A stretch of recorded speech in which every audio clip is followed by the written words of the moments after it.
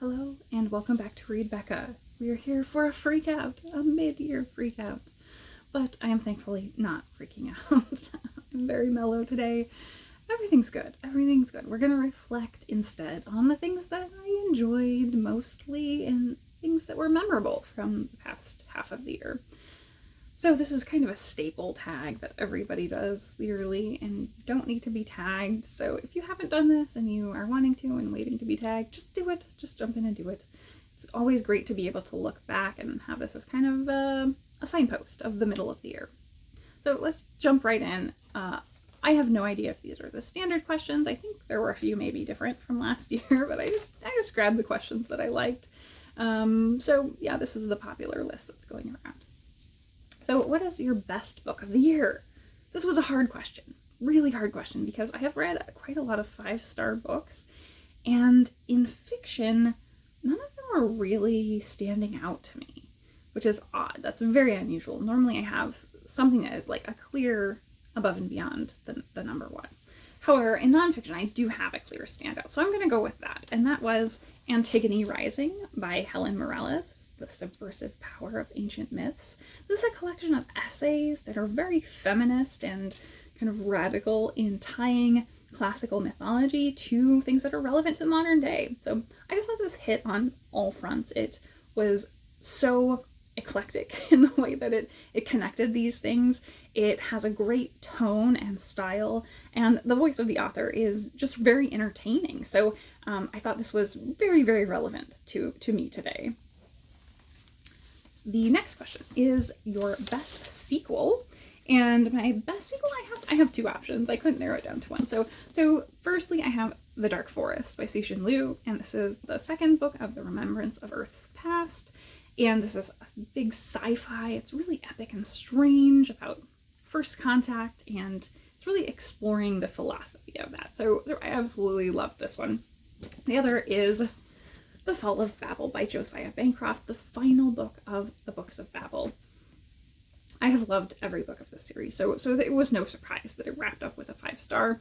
I know not everyone has loved this, but it is so innovative with using different style throughout the series, having different character voices, and it's just amazing. So this was really an achievement. It definitely gave me some unexpected twists and turns in this final volume, so I was extremely happy with the way this wrapped up the series, and I will be picking up anything Josiah Bancroft comes out with next. So those are my sequels. Next is a new release that you need to get to. Well, I have an endless amount of new releases to get to, that is for sure. I have been really slacking on new release. So I did just recently read Black Sun, the first of the Between Earth and Sky series by Roanhorse, specifically in order to pick up the second book, Fevered Star. So that is out now, I think in the past month, and I'm very excited for it. I know there's been kind of mixed reviews, but I'm still really hopeful that I'm going to enjoy it. This is kind of a big epic fantasy, but it's based on Mesoamerican mythology, and it's all about a convergence of eclipse and godhood and really amazing themes, very political and backstabby. So I think the first book was very journey focused, and this one is finally the culmination of that journey. So I'm really excited to get into it and see where it goes. The other one I would say is very, very high on my radar for a new release is one that many people across all types of readers have been reading and raving about, and that is You Made a Fool of Me. You Made a Fool of Death with Your Beauty by Akwaeke Emezi. I have loved everything I've read by Emezi, and I think this is going to be very confronting and passionate and sexual. This is a romance novel by kind of a more literary author, and that's going to be interesting to see because I've seen both romance lovers and more literary readers like this. And so I think Emezi's voice will do very well with this from what I've seen in their other work. So the next question is most anticipated releases for the next half of the year. Now, I have so many. I mean, just offhand, we've got Ling has Bliss Montage, a collection of short stories coming out. I absolutely loved Ling Ma's debut. Severance was fantastic. Genesis of Misery by Neon Yang is coming up, which is, I think, a sci-fi novel that previously Neon Yang had a collection of novellas, the Tense series, that was absolutely one of my favorites. And Robbie Arnott has a new book, Limberlost, coming out. Now, Arnott is an Australian author, so I don't know if it's coming out in the US initially at the same time, because that often doesn't happen, but if it is, I'm really looking forward to that one. However, the one that I'm going to use as my absolute release, I'm definitely going to pick up right away, is going to be The Unbalancing by RB Lemberg. And this is a bird-verse novel. You don't have to read them in order. They're kind of all companion stories that are all set in this really varied tapestry of locations in a shared world. So this one, I think, is set around an island, and we are following a character who is a star keeper for the island. So I think they're going to be kind of astronomy or maybe astrology. I don't know how magical it's going to be. And seeing some unsettling around the island that's happening. And the other character is kind of this hermit who's a poet. And so I think it's going to be maybe a storyteller type role and a predictor type role. So the two of them together are going to go most likely on some sort of adventure. I have read previous works from the Birdverse and really enjoyed Lemberg's work. I think this is the first full-length novel, though it is a sort of short one. It's under 300 pages, which is not a problem for me at all because Lemberg has really shown with short work so far. So Lemberg has had accolades across all of these, both short fiction, literal short stories, all the way up to the novella length format. For Profound Weaves, the previous novella in this series, was one of my absolute favorites the year that it came out. So I think this is going to hopefully live up to that hype. That one is out in September. So then we jump to disappointments. What is my biggest disappointment of the year? I had a couple, but the real big disappointment was Children of Virtue and Vengeance by Tomi Adeyemi. And this was such a disappointment because I wasn't fully on board with the first book, but there was so much promise there that I wanted to keep going. And so I did continue on with this second book. This is the, I think, Tales of the Orisha series. It's set in an African-based society. It was based on Avatar, The Last Airbender was kind of an idea that was the seed of the series. So that sounds so promising. However, this really didn't deliver in the second book, and I ended up DNFing it at somewhere around 80%. Because I just couldn't keep going. The miscommunications between characters were too heavy. The immaturity of the characters was really bad, and there were just a lot of things that didn't make sense. It then started playing into tropes that were predictable, and I just didn't like. So yeah, I found it unreadable by the end when I finally gave it up. So that was a real disappointment because this had so much promise. Really could have been something amazing. And unfortunately didn't live up to it for me. Then we have the biggest surprise. So this was not a surprise that I liked the book. It was a surprise because I kind of knew it was going to be enjoyable, but I didn't know how charming it was going to be. And that is The Strange Case of the Alchemist's Daughter by Theodora Goss. Now this is following kind of all of the daughters of classic sci-fi and like gothic horror type evil mad scientist guys. So all these daughters are kind of coming together to solve a mystery, and that was just a great premise to start from, but what made it so charming was the characters and the way that it's written. So the innovation there is that one of the characters is writing the story, and then you'll have little asides where all the other characters will kind of chime in with their thoughts on it or their notes saying, yeah, this is ridiculous. This is what actually happened. And so that just was so innovative and really made you attached to the characters even more. So I found that I liked all of these characters, as well as a very feminist take on this story, kind of flipping the script and moving from these kind of evil scientist type doctors and taking a look at the feminine perspective. And that is done for a specific reason that's relevant to the story. So I thought that was just really well handled. So I wound up loving this so much more than I even thought I would. Then we have favorite new author. And this was really tough because I've had quite a few that were absolutely great.